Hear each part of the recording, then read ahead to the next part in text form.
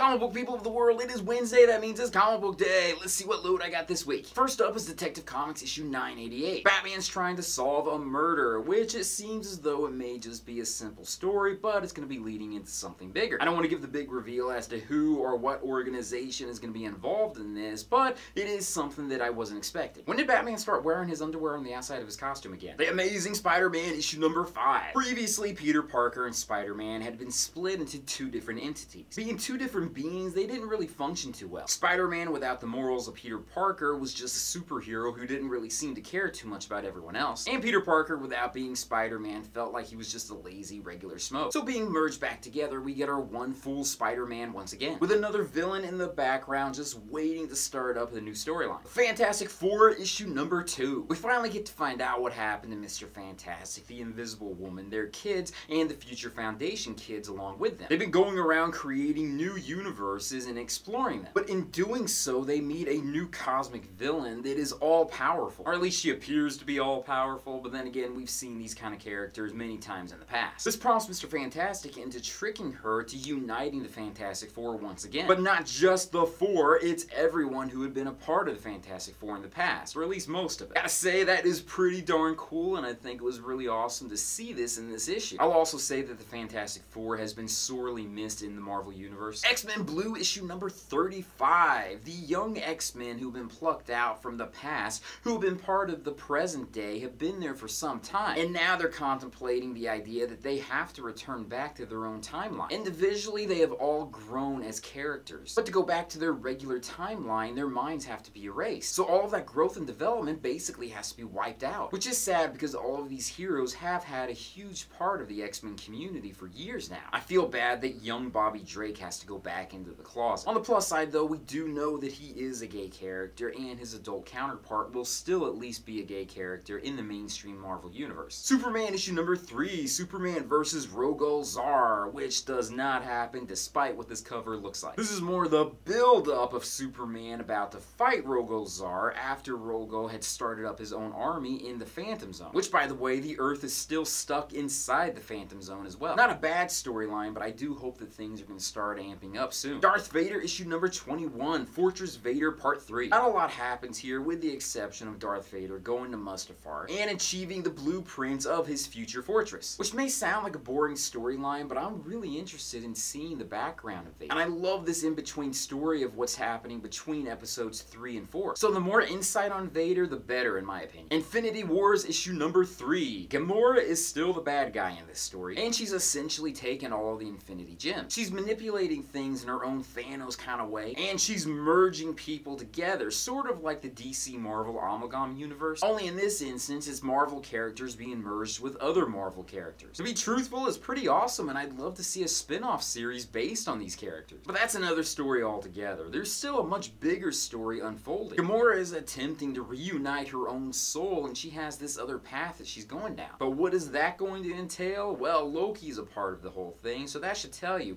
that it's not exactly what we may think it is. That's my comic load for this week. I also read Iceman issue number 1, but that deserves its own video because it's that darn awesome. What does your comic load look like? Leave comments down below and let me know. Thanks for watching my video. If you haven't done it yet, subscribe to my channel. If you like this video, hit that like button. Also put on the notification bell so you know when I put up future videos. Check out my Patreon site when you get a chance. Check out my social media sites, my websites, and everything else out there. Peace, love, namaste, and I'll see you guys later. Thanks.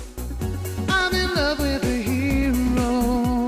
When I was painted up as Iceman at Dragon Con, I found a North Star who happens to be Sarah Lobo, one of my good buddies, my on-again, off-again boyfriend at the same time, and we took some really cool, sexy pictures that I'm going to be posting at my Patreon site very soon. Stay tuned for those if you are a patron.